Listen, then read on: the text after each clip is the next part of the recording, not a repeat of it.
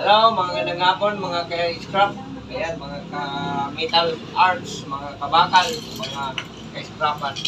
So, ayun, madami kong ginagawang project ngayon sa mga scrap na ito. Ayan o, gawa sa mga kadena. Yung kadalasan kasing ginagawa at tinatanggal sa mga motor ay mga kadena, sprocket, saka